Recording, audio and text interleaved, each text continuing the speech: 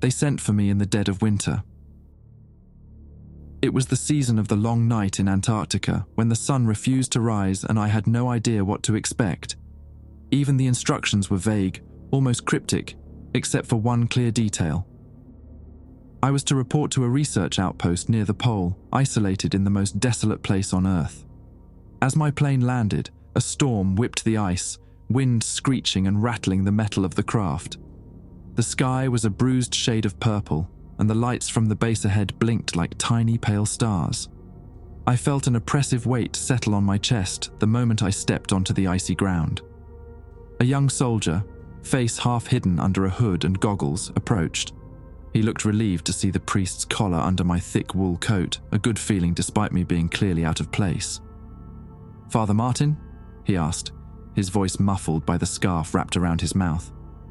I nodded, clutching my bag close, feeling the bite of the wind seep through every layer. "I am. And you are?"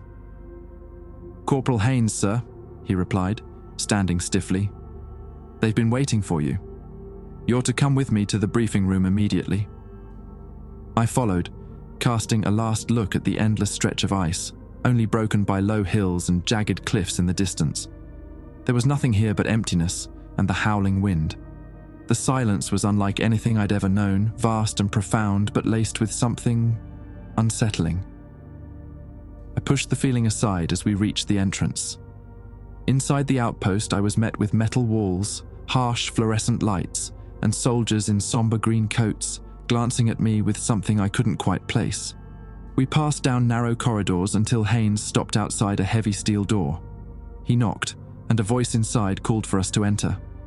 The door creaked open to reveal a man in a crisp uniform, older, with an air of authority that distinctly marked him as someone in command. He stood when I entered, offering a sharp nod. "Father Martin," he said, extending his hand.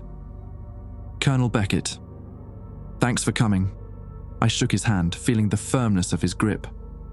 "I wasn't given many details, Colonel. Only that I was needed here, for something unusual." He exchanged a look with Haynes, and I caught a flicker of discomfort in his expression. "Yes, we apologize for the secrecy. There are certain elements of this mission we felt best to leave unsaid until you arrived." I raised an eyebrow, feeling the knot in my stomach tighten. "Go on." He hesitated, just for a moment before continuing. "There's a formation nearby, a cave. It's something we found while mapping this area. Strange, enormous, almost like a natural monument. We've had personnel go in and out of it, but it's difficult to explain." Beckett's gaze settled on me, and in his eyes I saw something that chilled me to the bone. Fear. "I think it's best if you see it for yourself," he said quietly. The drive out was grim. The wind had picked up, tearing against the sides of the vehicle like it was clawing to get in. Outside, snow and ice stretched endlessly, broken only by jagged leaden rocks protruding like the spine of some long-dead giant buried beneath the white. Corporal Haynes drove in silence, his hands clenched on the wheel. I sat in the back with two soldiers. Neither spoke. They watched the windows, stiff, tense, as if the very land outside might put up a fight against us. Colonel Beckett had given me minimal information before sending us off. "The cave, there's something about it," he'd said, staring down at a map on his desk, though I sensed he wasn't really seeing it. "We had a team survey it when we first found it, but they didn't get far before they started acting strangely. One of them even..." He broke off, and I'd seen a shadow flicker across his face. "How do you mean, acting strangely?" I'd pressed, though I wasn't sure I wanted to hear the answer. He looked up at me, his face set, yet his eyes betrayed something close to dread. Degradation, paranoia, hallucinations. One man said he felt like he was being watched. Another claimed he could hear voices whispering. They didn't make it far into the cave before I pulled them out. "It's as though the place has a presence." He cleared his throat. "I don't put much stock into the supernatural, but my men do. They'll feel better having a priest along." Now, as we drove toward that ominous formation, his words replayed in my mind. "Something about it has a presence. The soldiers and I remained silent until finally the vehicle stopped. Haynes killed the engine and the sudden silence was so intense it was almost violent. We stepped out into the biting wind, and there, only a few yards away, it stood. A massive stone formation jutted out of the ice, half buried, its shape tenebrous and abrasive against the pale landscape. It had to be about 150 feet tall and 50 feet wide. The entrance itself was a wide, black opening, rounded at the edges with jagged rocks outlining it. The snow seemed to pile around the cavern in unnatural drifts, almost as though the cave had disturbed the ice into cracking and shifting at odd, unnatural angles. One of the soldiers, Private Mills, stood beside me, his voice low. "Doesn't look right, does it?" "No," I murmured, swallowing. "It doesn't." Sergeant Davis, the tallest of the group, tried to break the tension with a forced chuckle. "It's just a weird rock formation," he muttered, though his gaze never left the entrance. Nothing more. I glanced at him, studying the tightness around his mouth, the way he clenched his rifle. They all carried their weapons as if they expected something to leap from the depths at any moment. "Look," Davis continued, his tone gruff as he glanced at me. "I don't know if you really believe in any of this priest stuff, but just stay close, all right?" I nodded, offering what I hoped was a reassuring smile. "I'll stay close." The men visibly relaxed, but only just. Together, we approached the mouth of the cave, each step crunching under us while the wind muffled out all other sounds. The entrance loomed larger the closer we came, and my skin prickled with this inexplicable sensation of being watched, as if something lay behind those pitch-shaded pools of emptiness and was observing us from within. Private Mills stopped suddenly, his gaze fixed on the ground near the opening. "Look," he whispered, and we followed his gaze. Tracks, bare footprints in the snow, leading toward the cave mouth and disappearing. The size of the prints suggested they weren't from a grown man, but rather from a child. "Who?" Corporal Haynes began, his voice barely audible. "No one's been out here recently," Sergeant Davis muttered, voice strained. "And no one goes barefoot in this weather. They'd be dead in minutes." I felt my hand instinctively reach for the small silver crucifix around my neck. Beckett's words echoed in my mind. There's something about it. A presence. Without another word, we moved forward, stepping into the cavern's gaping mouth. The light behind us faded rapidly, and warm, damp air seemed to seep from the walls, filling the space with an almost suffocating blanket.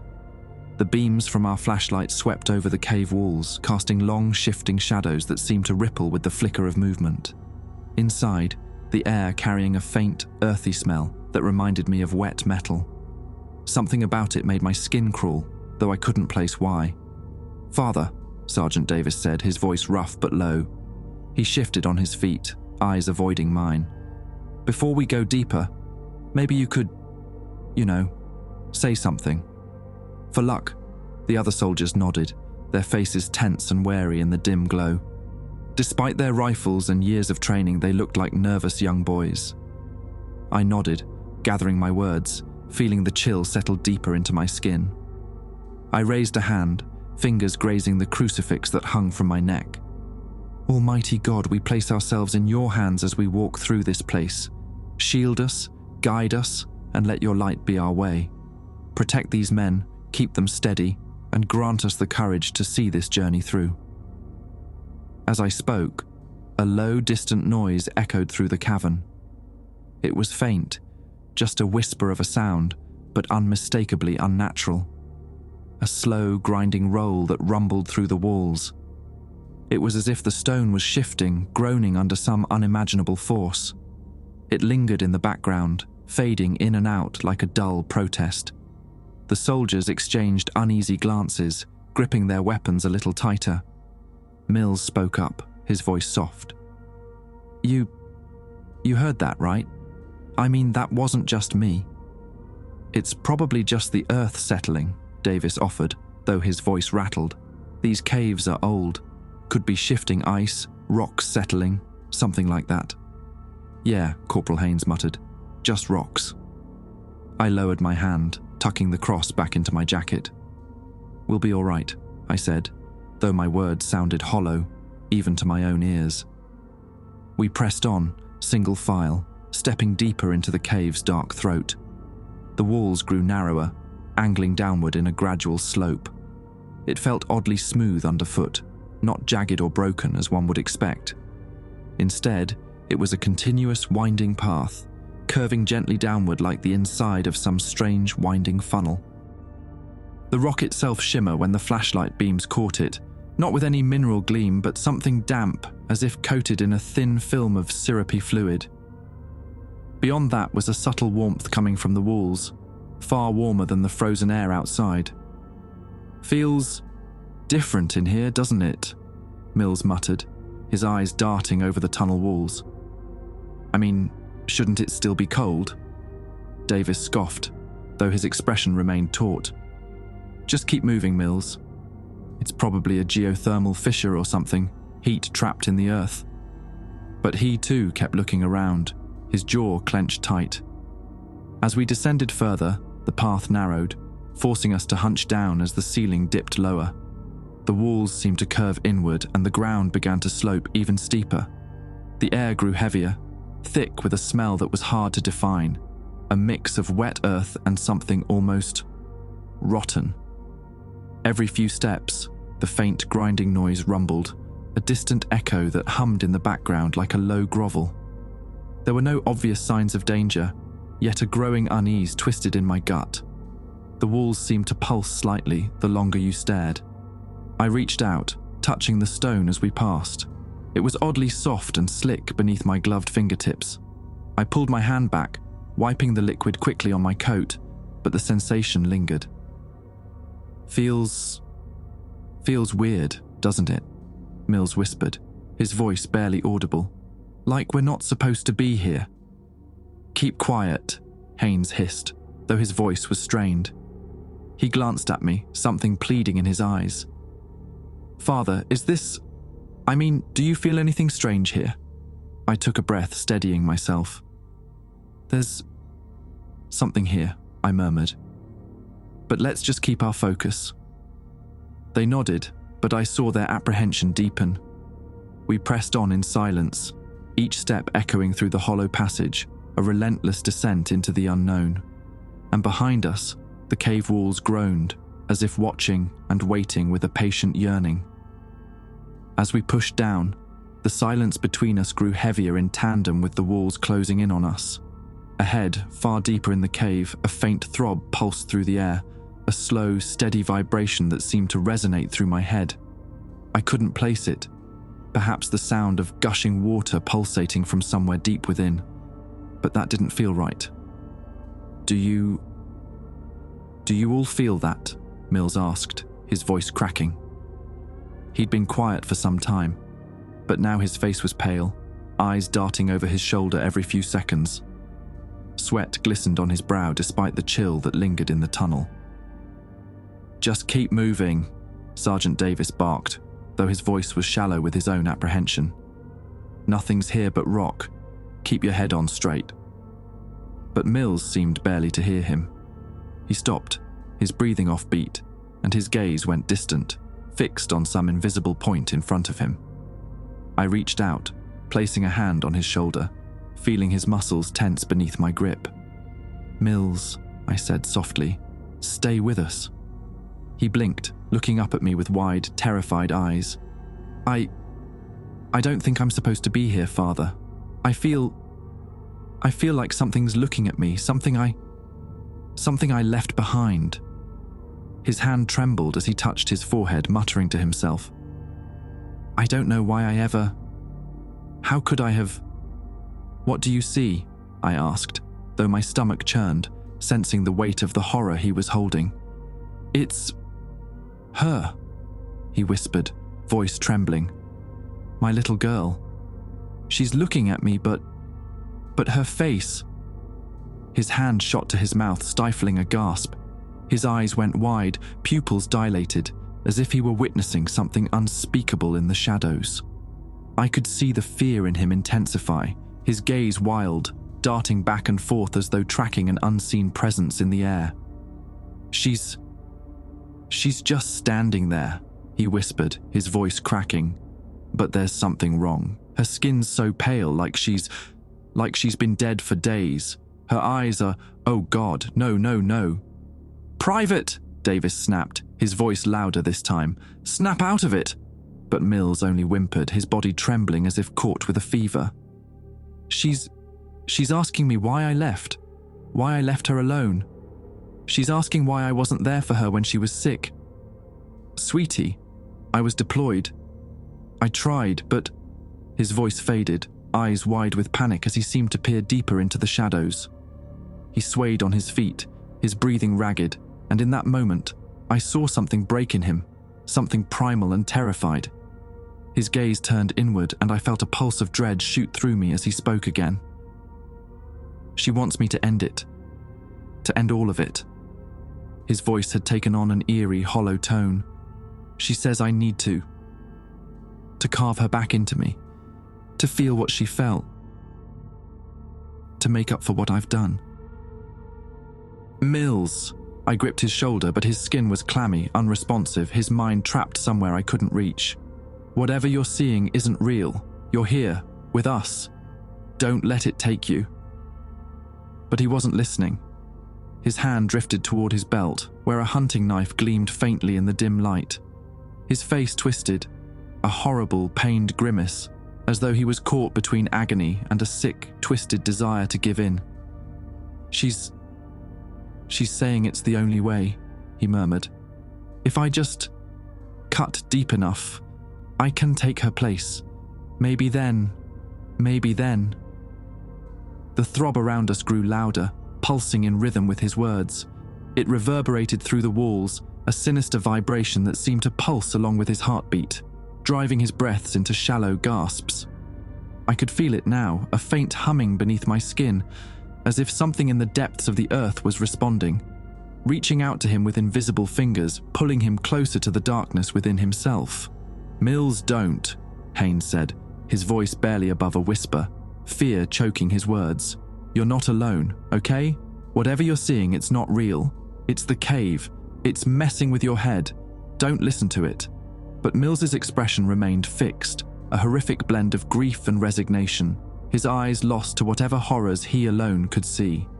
His grip tightened on the knife, and his gaze shifted between each of us as if we were strangers. Something malevolent flickered behind his eyes, a darkness taking root, curling its tendrils around him. "She wants me to bring you all with me," he said softly, his eyes empty and cold. "She says we all deserve it." He raised the knife, and I saw the slight tremor in his hand as he aimed it at his own throat, his gaze turning inward again, lost to his private nightmare. Without hesitation, I grabbed Mills's arm, my fingers tightening around his wrist to stop him from lifting the blade any higher. I could feel the violent shudder of his body under my grip, his muscles straining as if caught in some dark trance. His eyes were wild, rimmed with distress and desperation, fixed on some terrible vision beyond my sight. "Father, help me," he whispered. But his plea was swallowed by the cavern walls, and around us the pulsing sound only goaded him on. I tightened my grip on Mills, feeling the tremors racking his body as he clutched the knife, poised under his own throat. His eyes were distant, unfocused. He was muttering under his breath, fragments of sentences, each more desperate than the last. "Father, please," he rasped, his voice barely his own. "She's calling me. She says I need to..." "No," I interrupted, my voice steady, though I felt the bitterness of woeful inadequacy seeping down into my soul. I drew in a deep breath, reaching for words that I prayed would hold power. "God Almighty, Lord of Hosts," I began, my voice low but resolute. "Banish this darkness from his mind. Cleanse him of this evil." Mills twitched violently as I spoke, his eyes rolling back for a moment before he shuddered, clutching his head. His hand dropped the knife, and he began to curl up, his face slick with sweat. But as I continued the prayer, his features softened, the manic light in his eyes dimming, replaced by something fragile, barely holding on. "Holy Father, I ask for your light in this place of shadow. I ask for your strength to guide this man, for your mercy to protect him. Shield him from this darkness. Hold him close to your grace. Deliver him from evil." The words spilled out of me, fervent and desperate, and I felt the walls themselves recoil from the sound. The pulsing throb that echoed deeper in grew louder, sharper, each beat shuddering through the ground beneath us, almost as if in protest. Mills twitched, his face contorting, his mouth opening and closing as if fighting to speak. But his eyes remained haunted, his lips moving silently as though wrestling with voices only he could hear. "Father," he gasped, his voice thick with fear. It's still here.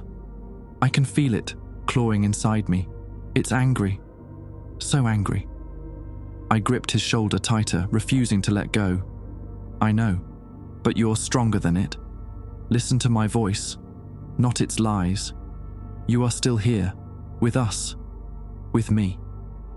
Around us, the cave seemed to breathe, a low groan vibrating through the walls as if we'd disturbed something that had long slumbered. A faint, foul wind stirred, carrying the sharp, acrid scent of sulfur and death. I felt the air tighten, pressing in on us, the very stone resenting my prayer. "Do you hear that?" Davis softly muttered. He glanced down the passage ahead, where the walls grew narrower. His gaze turned distant, his head tilting slightly, as if listening to some type of sweet song. Haynes stared, transfixed, his own eyes glassy and unfocused. "It's beautiful," he murmured. "Do you see it, Davis?" "The light." Davis nodded slowly, a strange smile creeping across his face. "Yes, it's calling us. Down there. It's—" "Wait," I said sharply, but they ignored me, stepping forward in unison, almost as if they were sleepwalking. I kept my hand on Mills, who had begun to shiver violently, his eyes darting toward Davis and Haynes with a growing panic. "No," he croaked, his voice hoarse. They can't go down there. Don't let them." "Davis! Haynes!" I called, but they didn't turn back, didn't even acknowledge me. They walked deeper into the tunnel, following some invisible beacon, their footsteps steady and unwavering. Mills clawed at my hand, his voice frantic. They're walking into it, Father. They're walking right into it." A cold dread filled me as I watched the two soldiers disappear into the shadows, moving with mechanical calm. I could hear them murmuring to each other, their voices faint. "Do you see it?" Davis was saying, his voice a strange mixture of awe and reverence. "It's so warm. I can feel it like a heartbeat." "Yes," Haynes replied, his tone equally entranced. It's been waiting for us, hasn't it? All this time." "Father, please," Mills whispered, his face contorted in cold sweat. "Don't let them go any deeper. It's feeding on them. It's pulling them in." I squeezed his shoulder, feeling his pulse racing beneath my hand, erratic and panicked. "Stay with me, Mills. Hold on to your faith, your strength.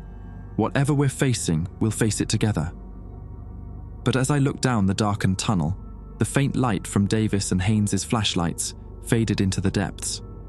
Mills gripped my arm, his eyes wild and wide but somehow steady, as if he'd found some last flicker of strength within himself. "Father," he rasped, pulling me close. You need to go. You have to find them. Bring them back." I shook my head, reluctant to leave him behind. "Mills, I can't just leave you here. We'll go together." He forced a pained smile. "No. You need to go without me. I'll be fine. I can hold my ground here," he said, his gaze distant, a shadow of uncertainty flitting across his face. "I'll survive, but they won't if you don't find them." I hesitated, feeling the pulse of trepidation deepen in my stomach, but his grip on my arm was firm, his gaze insistent. He was right. Every second we stayed here, the others drifted further into whatever nightmare lay ahead. I gave him a nod, murmured a quick blessing, and left him curled up in the flickering half-light as I ventured further into the cave. The narrow path twisted downward, deeper than I thought possible. The walls closed in damp and pulsing with awful warmth. I quickened my pace, calling out their names, but only my own voice echoed back, swallowed quickly by the oppressive dark. Just as panic began to claw its way into my chest, I caught a flicker of movement ahead, a figure, small and pale, stepping out from the shadows. It was a child, barefoot and thin, with snow-white skin and hair that shimmered like gold. He couldn't have been more than 7 or 8, clad in an oversized white shirt. His eyes held a peculiar brightness to them, an unsettling mix of innocence and wisdom that was entirely wrong for someone so young. He looked up at me with a faint smile, a smile that was warm, inviting, yet somehow wrong.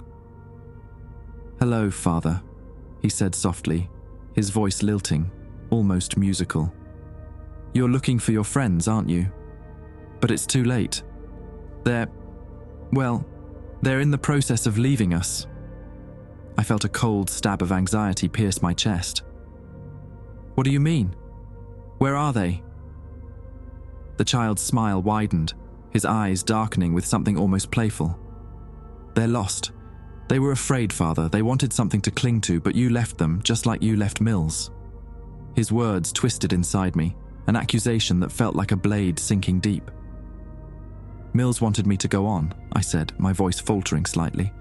"But he asked because he knew you wanted to leave him," the child replied, his tone soft, coaxing. "Mills wanted comfort, Father. He wanted someone to stay by his side, to hold him through the fear. You left him alone, and now he's found his way out." I staggered, horror dawning as I understood his meaning. "You're lying. Mills is okay." The child tilted his head, his expression both sympathetic and eerily amused. "You'll see. You left him to die, and now he's gone. He's not the first you've left, is he, Father?" I clenched my jaw, fighting the urge to recoil. The child's words cut deep, touching on wounds I hadn't known were there. "You've sacrificed much, haven't you?" the child continued, his voice gentle now, inviting. "A life of loneliness. The vows you took, the vow of chastity, the vow to remain alone in the name of God. No wife, no children. A man who gives everything only to receive nothing in return." His words sank into me, each one twisting with a dark familiarity. I'd spent countless nights wrestling with that emptiness, praying for strength, trying to fill a hole I could never speak aloud. "You deserve peace, Father," the child whispered, stepping closer. "You've served enough. God sees your suffering.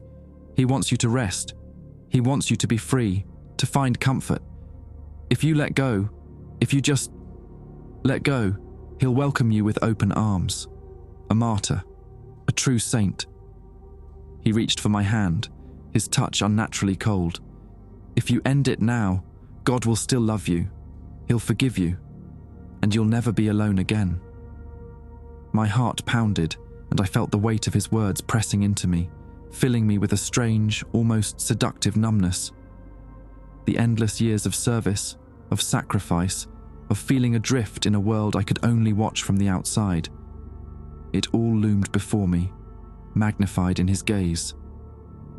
The child smiled, his expression achingly beautiful and sinister, his eyes glowing with that unnatural light. "Take comfort, Father," he murmured.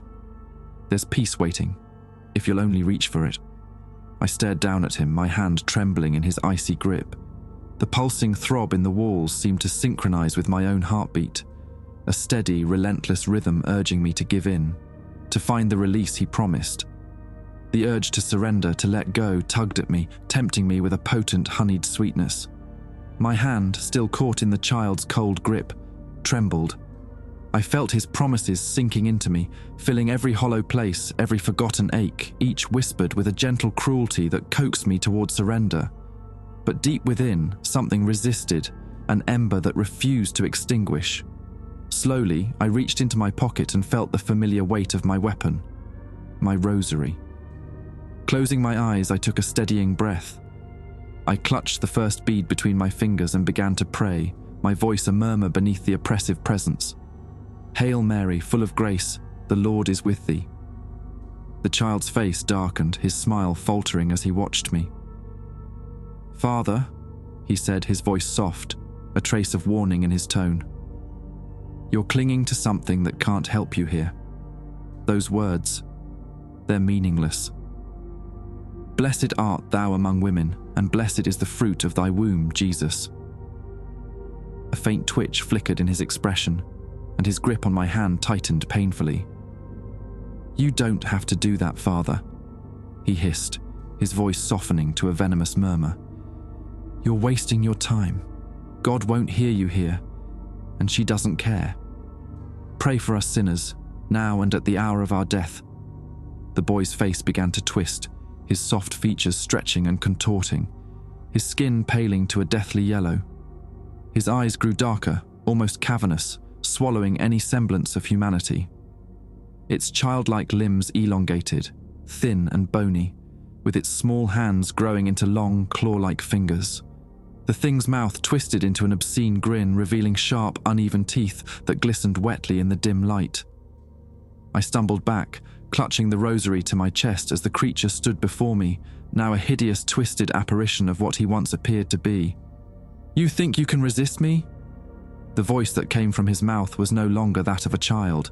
It was a guttural, grating growl, resonating with a power that shook the very air.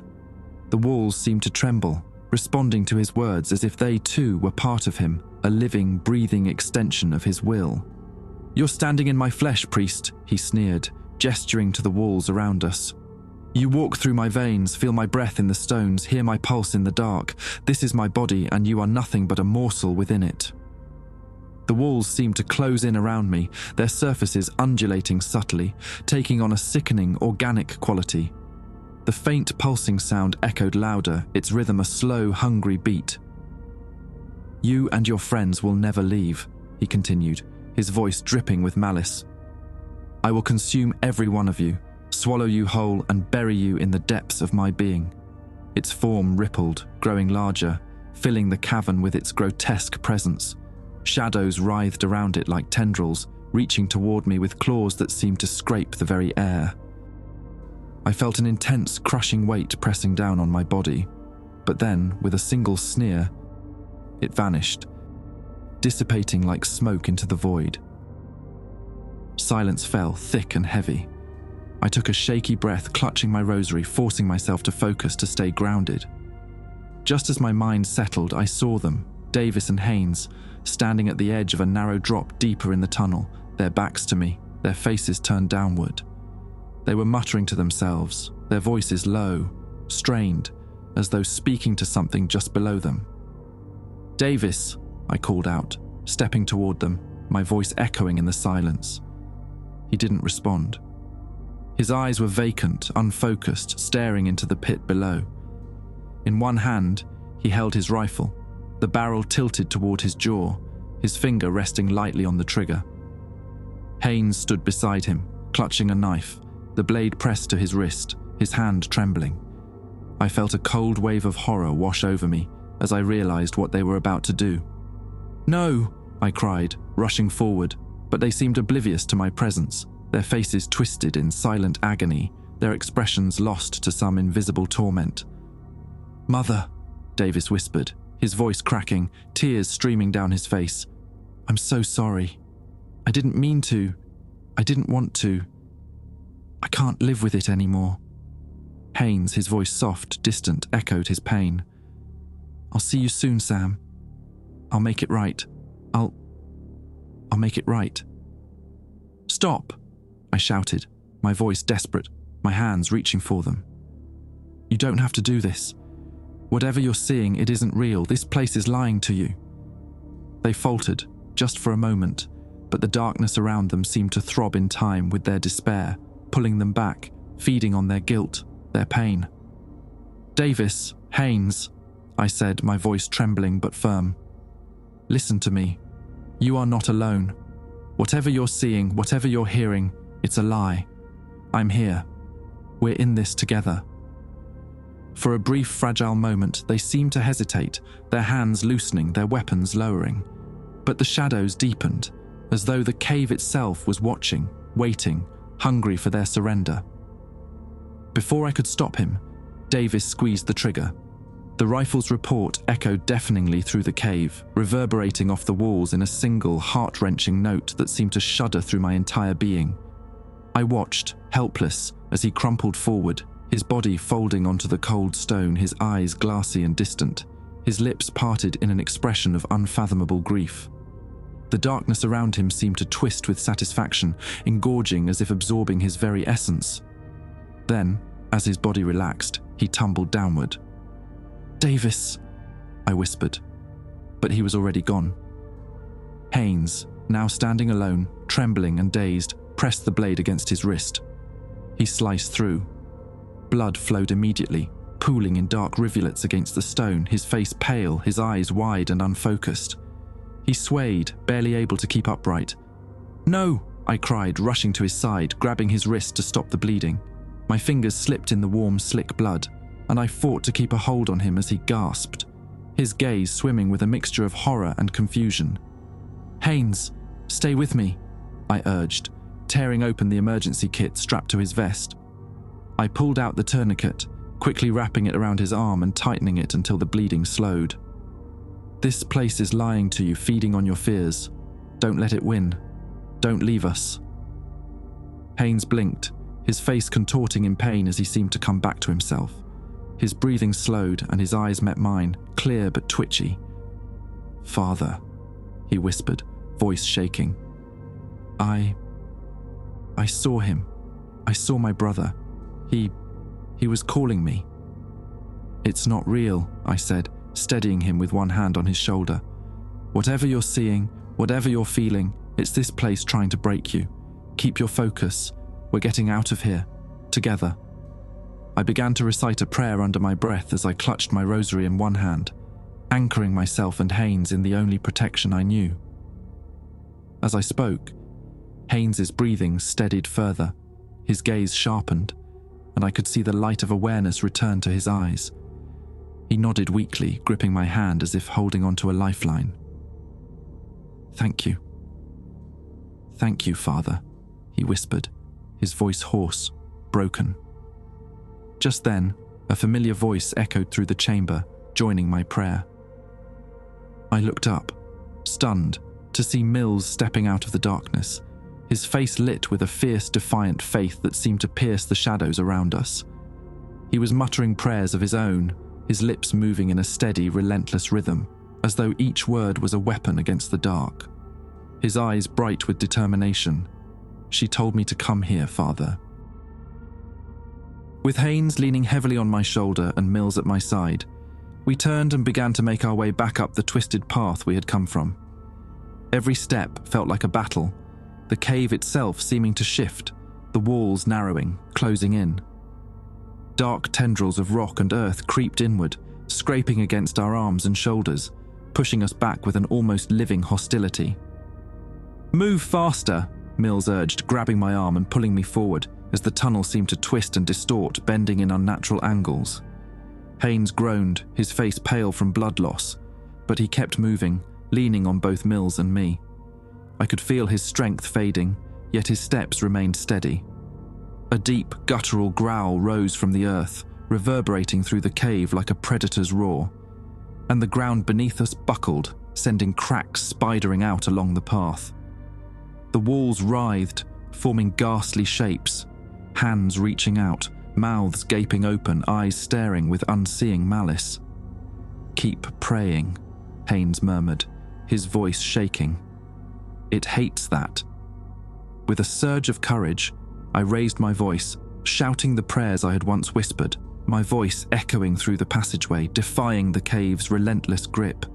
Mills joined me, his voice strong and unwavering, and Haynes, though weak, whispered along, clinging to the words.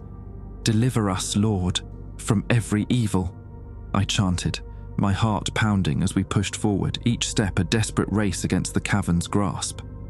The tunnel seemed to lengthen, stretching out as if mocking our escape, but we pressed on, refusing to surrender to the hungry beast that surrounded us.